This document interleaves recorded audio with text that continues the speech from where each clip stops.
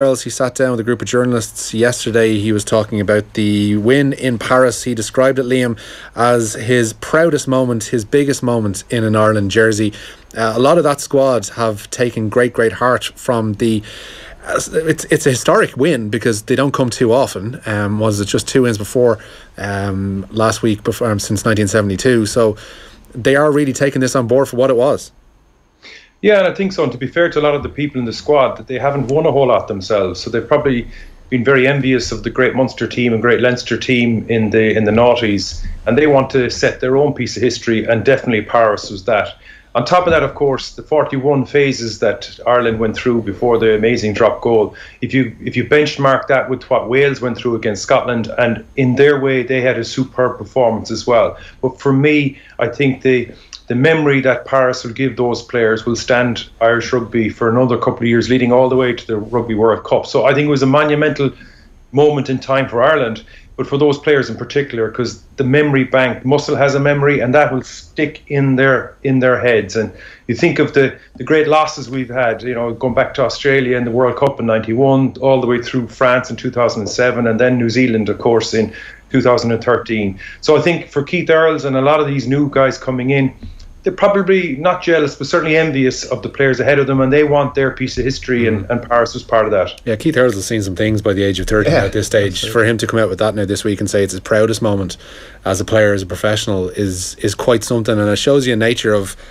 what the win means, not just in the context of the morale of the squad, but just in terms of progressing through this championship, to set them on that footing, to come from where they did within that match, the depths of conceding that Teddy Thomas try, to working their way back through those 41 phases, to eking their way over the halfway line, to get themselves within 40 odd yards of the goal for Sexton to make that kick. I mean, that was a huge team effort. Yeah, absolutely. And I remember sitting in Steve Hanson's press conference after he delivered the 2015 World Cup, and he went back to 2013 and talked specifically about that game as their step on the way, as a game that they always went back to whenever they were in trouble, and they did it a couple of times against Australia as well. And in the short term, Ireland have difficult games coming up. Maybe this week is the one they'll expect to win, but they'll be in tough moments again, and they'll, for the duration of Joe Schmidt's time in charge, I think they'll keep going back to that well. The fact that when they were down in Paris and they had a 22 dropout with very little time on the clock, they were able to keep the ball in bad conditions for that long. They were able to push the envelope and trust themselves to produce a cross kick of such accuracy, to every little bit of the stuff that they work on in training ground, to pull it off without making a mistake.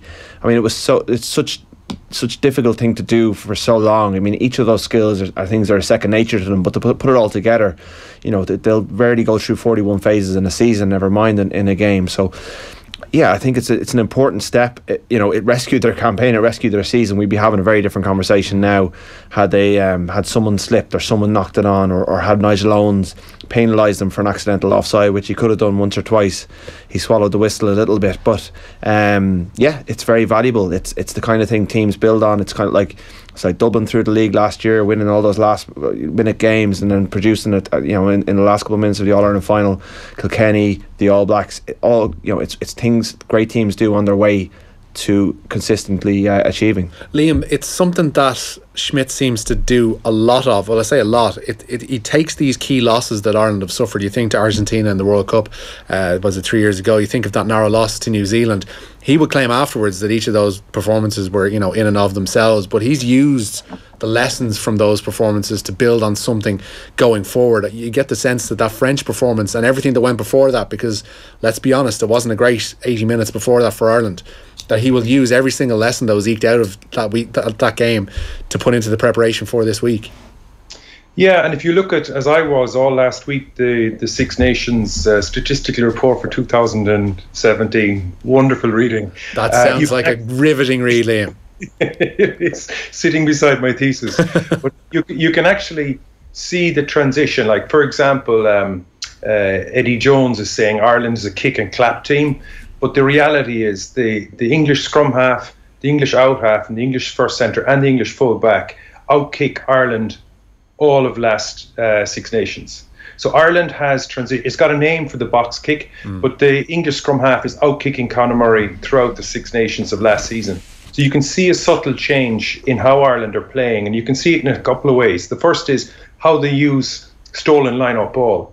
They get it very, very wide. And there's a couple of things around that. But you've got a midfield now with Bundy Aki, and you've obviously got Robbie Henshaw, but in particular Rob Kearney at full-back. Those three guys are ruthlessly brilliant at the breakdown. They're as good as any back row forward. In fact, when they push the ball wide, the open side and maybe the number 8, CJ Standard, doesn't have to panic to win that breakdown. So they can take those risks, and they are taking those risks. They have a name for box kicking, but there's certainly an evolution. And I think with Saturday in mind, and I think we'll probably talk about it in more depth, there is another opportunity to push that a bit further within parameters. What was really, really interesting for me in Paris was Ireland's opening intent was just phenomenal, and the conditions weren't fantastic. To see the left winger pop up on the right wing and his first pass to the right winger was wonderful to see.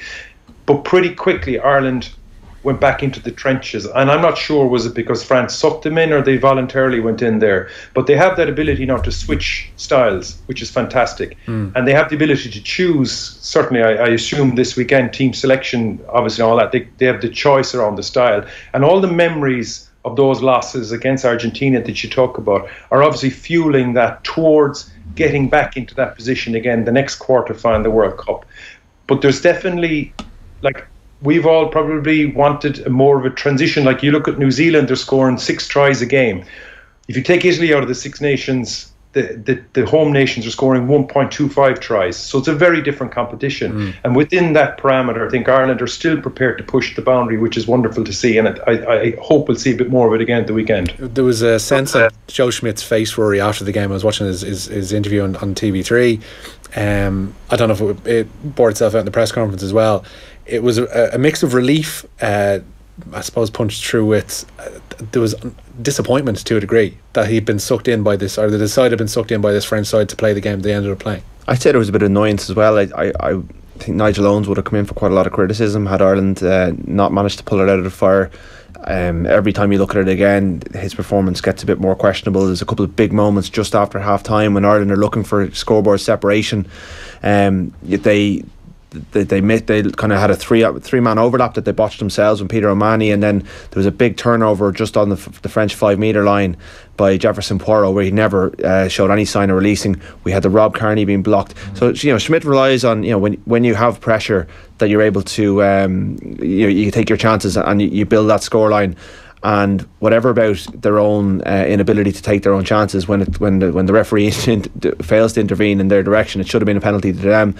I think they would have gone 13 points up at that stage, and suddenly it's a very different game, and it gets away from France, and they're forced to chase a bit. But yeah, I think he knew what the consequences were of defeat. He knew what we'd be talking about now, what all the coverage would have been, because Ireland were fully expected to go to the home of the 9th ranked team in the world and win, and I think that's only right because of the form that we've seen. So he was relieved. I'd say he was proud. I'd say he was a bit annoyed with the refereeing and also at his own team's inaccuracy and their inability to clear the ruck and deal with the fact that Nigel Owens wasn't punishing France for lying all over the ball.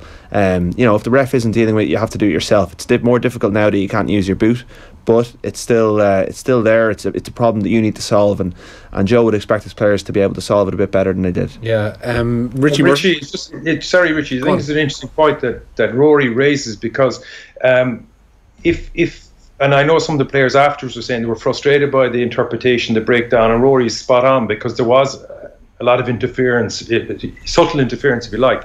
But for me, there's only a couple of things you can do. As Roy said, the good old days where you might introduce the front five in their boots. Another slight different way might be to shift the ball a bit further away. It looks like to me, and I think the example where CJ Standard got ripped by the French number 8 and it spilled and it resulted in 3 points for France. I think we should expect opposition teams to have plans around how to really mess up those one-out carries. I don't know, Rory, do you think the conditions led to it? But if the conditions were better, do you think that Ireland might have pushed the point of contact away from where France were at their strongest? I thought France, I was just watching it back today, I thought France's line speed was really, really good, and that narrow Ireland's options. I think they obviously, in wet conditions, you can get off the line much quicker, and because you're trusting that the team against you is probably not going to push the envelope when it comes to passing. But yeah, they tightened up. I think they're even just the carrier was standing much tighter to the ruck than we'd expect from Ireland. So I think Liam makes a good point, and I think Ireland do need to introduce more subtlety to their play in the next couple of weeks if they're to have the kind of success that people are expecting them to have. I think they need to, France were able to predict what they were going to do much better, and that's going to be an issue for them in the next couple of games. The strange thing is about this week, Liam, is that it's a 6-day turnaround for Italy. Again, we mentioned the amount of tries that you're able to run in notionally against the Italians during a Six Nations campaign. You kind of prepare differently, but you also don't want to prepare too differently for this game. Well, I think that the first thing you got to do is look at the team sheet, because Ireland need to look at the hurdles coming down the track, and there's a few reasons why you change the side. One of them is to allow competition within the squad and give people a real reward. The other is to allow people to freshen up. So you could argue Joey Carberry starting at 10. I personally would leave the same second rows. I'd start Conan at hooker. Dan Levy's going to start at 7 now. Conan could start at 8. So with maybe 4 or 5 changes, you're giving the guys of CJ Stander and Sexton a break that they well deserve. But you also have to keep an eye on the type of tactics if you have a Larmour coming on, because Italy score most of their tries, which isn't that many, in the first half, and they concede 50% of the entire tries conceded in the Six Nations in the second half. So that's where Ireland, it's a classic example of getting your squad ready, your 23 players ready, because you're going to start scoring tries. I think England scored 4 at the weekend in the second half. Ireland should expect to do the same in some ways. But Italy are weak in other areas. Their line-out is just appalling. They just leak tries off their line-out constantly. And I think Ireland have a great opportunity there, particularly if they steal some ball from Italy, I think the way Ireland are playing. So I think our style will be slightly different, primarily because our personnel will be slightly different. And if you have someone like Larmour either starting or coming on, a player of that calibre, and you keep an eye on the Italian number 13, who I thought just hadn't a clue what he was doing at the weekend. And there are opportunities for Ireland in set phase, but also not getting sucked into the trenches. There's huge opportunities. So I would expect a subtle change of style at the weekend. I was listening to Peter O'Mahony talking yesterday, and he was saying that their set piece and at the line-out was a couple of areas where they did need to improve upon what they managed to muster in Paris. One of the players talked about coming in this week is Devin Toner into the second row for James Ryan. If all comes to pass as Liam's laid out there with the poor line-out as it is for Italy, Toner's one of these players who can absolutely boss it and set up Ireland for decent opportunities within the the Italian 22. Yeah, I didn't think the line-out itself was an issue really. I think it was the maul and their ability to go forward on the maul, and Toner is very much a he's kind of a player who goes the fulcrum of a maul. So yeah, you can bank on him for good ball out of the touch, and he's a good organiser in that department. I think the set piece needs to be really solid in order to get the tries that Ireland need to get. I mean, they've scored 9 in the last 2 years against Italy in each of the 2 games. Weather permitting, there's no reason why they can't go and do the same, especially with the 6-day turnaround. But that all is, we're not talking about necessarily flashing the ball wide every time. There's nothing wrong with scoring a try off a line-out maul, and Ireland went away from that a little bit in Paris, and sometimes they've done that over the years. They've kind of gone away from it, and it's one of their fundamental strengths, and they should be proud to go to it as often as they need to. So I think Toner will make a difference. Jack McGrath again, will freshen things up for Cian Healy as well. So Liam's right. Sounds like there's going to be changes, probably more in the pack than in the back line. But Toner just gives you that solidity. Not that James Ryan did anything wrong last weekend, but I guess Toner has that size and that experience that maybe they can rally around. Liam, in that back row, it's a terrible injury for Josh van der Flier out for the rest of the season, of course, with that knee ligament issue that he suffered in the first half in Paris last week. He's going to obviously need to be replaced. Dan Levy came in and did a great job off the bench last week. Do you bring in Levy and leave O'Mahony and stand either side of him, or how do you tweak that back row? I think this is the biggest insight into how our style can evolve, because for me, I think Dan Levy's a super player, as is Josh van der Flier. I think the challenge that the Irish back row has at the moment is that, and the 41 phases tells you the value of CJ Stander and the value of Peter O'Mahony. The question is, if we go to a broader game are you going to get the same value from those players, or do you have to dilute like a Jack Conan, for example, playing with Leinster, is very comfortable doing an awful lot of other things as well. So I think that it would make sense to me to pick to rest CJ Stander. He deserves the rest. To pick Levy at 7, put Conan in at 8. Question mark over who plays at 6. Like Jordy Murphy and all these other guys are there as well. I don't believe in making sweeping changes for the sake of it, but 1 or 2 would certainly do. It's a really interesting one, the back row, because as the ground gets harder and depending on the ultimate ambition of the coaching structure, the back row is really inside in it. You know, to benchmark against what England's challenge are, they just don't have a 7 who can play a wider, more expansive game. So Simmons may be the guy that ends up there. So it's a really interesting one, but depending on the structure of the back row is a real insight into what the coach wants to achieve on the particular day. But with Dan Levy, I thought he was brilliant when he came on. How long did he get? He got the bones of an hour, did he?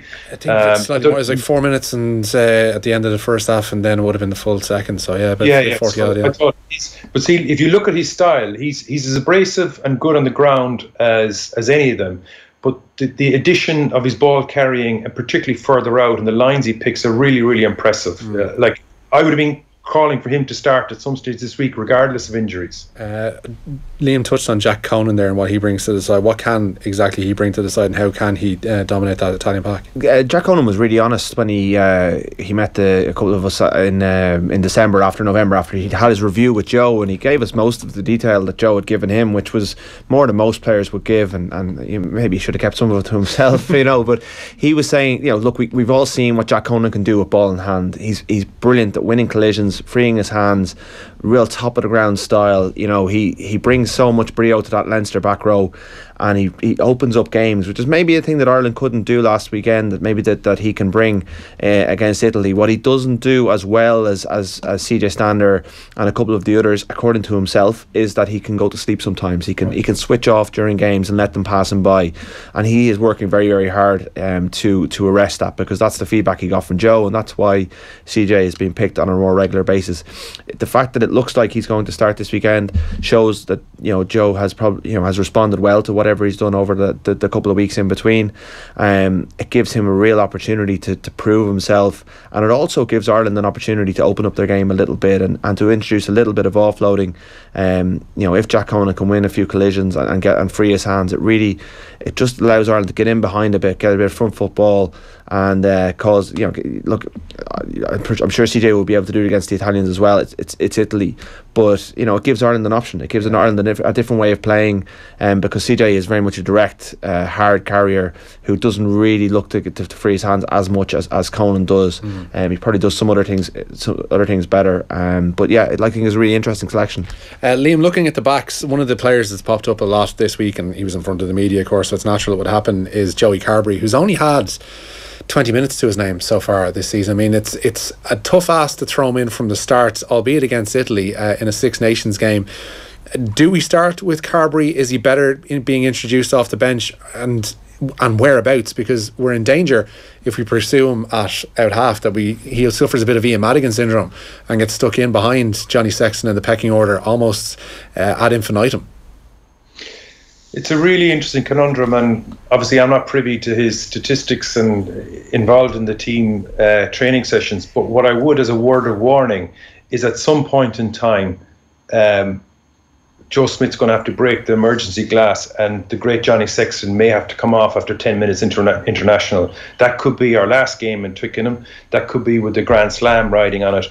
And you don't want to turn around to whomever is on the bench, be it Joey Carberry. And I think the Leinster other out half has been a little bit unfortunate not being involved in the Irish squad. I don't know what you think, Rory.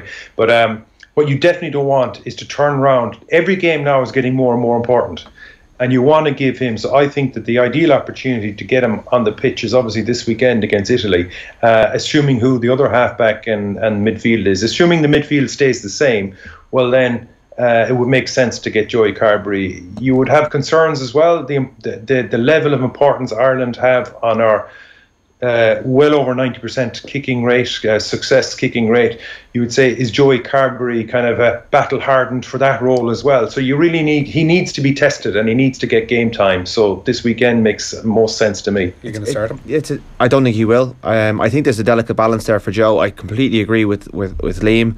But also there is the fact that the midfield and halfbacks didn't quite click at the weekend, and I think given that's probably the four that are going to start if fit for the remaining games, there's a need to get a bit of cohesion in there. Leinster play the Scarlets in a really big Pro 14 game next week, which it'll be lost a little bit because it's the middle of the Six Nations. Be very interesting to see with basically conference, whichever conference they're in, on the line next weekend. Will Leo Cullen be persuaded to give Joey Carberry a start at number 10? I think he'll get a lot of minutes at the weekend. I think he'll get about, Johnny Sexton will probably be about 50, 55, and then Joey Carberry will be asked to close it out. Whether that's enough, whether that risk that is being run with not playing him for so long and with only 20 minutes of fullback in Montpellier, it's definitely there, and I'm sure Joe Schmidt is aware of it, but I think he sees a bigger risk that when he goes against Wales with a kind of halfback and centre pairing that haven't quite clicked. This is an opportunity to get a bit of confidence between Sexton and Bundy Aki, and Robbie Henshaw acting as a second distributor, all those players working in tandem together. So I think there's a bit more upside for him there, and he's going to stick with it. Liam, of last week's back three, the one who probably is wobbling the most in terms of whether he's selected this week or not is Jacob Stockdale. Can you see him making the cut this week, and what argument could you have for keeping him in there above Jordan Larmour? Well, I think we could argue that he shouldn't have been picked in the first place because, like Andrew Conway, who's injured, isn't he? Yeah. I would have thought that the back three, assuming Conway was available, would have been Conway. I think he's just playing sensational rugby, and I've been to a number of the Munster games, and he's just been on fire. And Munster been playing exceptionally well as well. So on form, I would have thought that a Conway would have been ahead of Stockdale, who was struggling in Ulster defensively in a number of times in some of the games he's played in, but also Ulster are struggling as well, and we all know that. So as a form selection, I don't think he was the one, but clearly he had a great autumn series. I just felt that Rory, you mentioned there that Jack Conan switches off a little. I think that Stockdale learned a massive lesson in one of the most pressurised environments of international sport in Paris. He switched off for a moment in time and got himself into a bad place. It depends how Smith looks at it. Does he say, listen, that's your lesson learned, now go back out and capitalise again? I think that'd be a clever decision. Get him right back out there and give him a chance. I think it might do him damage if you were to let him slide. So it's a coach's call, but I can see the logic of picking him, but I could see the logic of bringing in a foreign player. But the fact that Conway's injured probably gives him an extra chance then, I would imagine. The word is Larmour's been impressing a lot of people in training this week. Again, a start is probably asking a lot of him in a Six Nations game. Yeah, I think Liam's right. I think Stockdale was whisked off pretty much straight after the try on Saturday, and he is still a 21-year-old. He's only a year older than Larmour, and he's in the infancy of what everyone will hopes is going to be. We're all moving on so quickly. A 21-year-old is suddenly old and experienced. So, Ireland need Jacob Stockdale to be he's basically Tommy Bowles' replacement. He's a prototype almost rolling off. So I mean, to damage his confidence now when it's Italy, I think if Ireland were playing Wales this weekend, Stockdale might be in more trouble. But I think long term, over the course of the tournament, Stockdale may find himself having to bide his time a little bit. But I think that to cut him this week would have been slightly harsh, and I think from the long term investment in him to rebuild his confidence a little bit this week, Italy's probably the perfect opponent. But I think Fergus McFadden's playing really, really well as well. Also has a kick. If Carberry comes in and there is an issue over kicking, McFadden can step in. I think Larmour gets the nod this week, but I wouldn't be surprised if Fergus McFadden has a big role to play in the Six Nations. Liam, we'd be kind of foolhardy if we didn't actually look at the Italians. They did run in a couple of tries against England in Rome last Sunday, caused them trouble on occasion, particularly in the first half. Is there anywhere where Italy can really cause us bother come this Saturday? Of course there is. I think it's ridiculous to suggest to Six Nations that there isn't going to be a challenge, and even Italy they've lost so many games in the Six Nations. I think it still would be foolhardy. I think their scrum is always going to be a challenge. I think their lineout is just appalling, and that's not just if you look at how they defend the lineout, is just terrible. They're very slow over the ground. They're very slow. So if Ireland have any movement at all in the line, which they typically do with all the back row and second rows as options, that's going to be a problem. Their discipline around how to negate Ireland's play is something that's going to be very, very interesting. So I think Joe Schmidt's going to suck them into cul-de-sacs and get them into making mistakes. They do have an ambition on turnover ball to put it slightly wide. So if Ireland get a little bit narrow on defence, and they do have an error, and Ireland don't make too many errors, but if they do, to be fair to Italy, they're actually quite good at converting a turnover into an attack. And they typically get a couple of passes on the ball, they get it out wider. So if a little like Teddy Thomas, when he got that opportunity, Ireland had just concertinaed it a little bit. And Argentina have exposed it at times. Scotland have exposed it at times. And like, I think that Rory was obviously, when he was reflecting on France's aggressive line speed, which is 100% right, Ireland's was also equally as impressive. And I just don't know, can Italy live with the disciplined, aggressive line speed that Ireland are going to bring to it? But I think if I was to say one place that they might get a turnover ball on Ireland's 10-metre line is somewhere where we could be under a little bit of pressure, but no team can escape that either. But that's a word of warning, I would say. They are going to be a tricky little opponent to overcome, particularly in those opening few minutes as well, to just try and manage the game, keep our heads about us and go from there. The Conor O'Shea, Ian McKinley factor, we'll go with O'Shea first of all. It was an interesting interview he did with Paul Kimmage last Sunday, where he spoke about the Ireland job and how he would never take it because it can only ever end badly. Does that show a lack of personal ambition on his point, or can you see where he's coming from in that he just, you're better off to steer clear? Because the natural thought was Conor O'Shea someday going to be Ireland coach. Yeah, I wouldn't rule out Conor ever being the Ireland coach. He said never, and it's in print, Rory. Yeah, I know. I to be honest, I could see him taking over from David Nucifora above the coaching job, probably more than I could see the coach. But I mean, he's definitely going to be. Everyone can change their mind, Look, he knows Irish rugby more than any of the opposition coaches, maybe other than Gatland. He knows Irish rugby and how we tick very well, but he's working with very limited materials with Italy, and with the 6-day turnaround, a day's travel, I find it very hard to believe that they're going to cause, like in Rome last year, they were just so far off Ireland's pace. And Ireland were coming off the back of a disappointing opening performance that day as well. There's a similar, for all that there's the warm glow of Johnny Sexton's drop goal, there's a similar feeling around camp of being disappointed with the performance and wanting to put some things right. There's a few new faces wanting to impress. So look, the Italians can hurt Ireland, and they can hurt Ireland in a way that other teams have hurt Ireland in the past. So it's a good test of Andy Farrell's line speed and teams who can get around them, because often when teams go wide and have the capacity to win collisions in tight, Ireland can get hurt. So it's a good test for Ireland. But at the same time, you would fully expect them to kind of overcome that test early on, play at a pace that Italy can't live with, particularly with the turnaround, and pull away nicely towards the second half.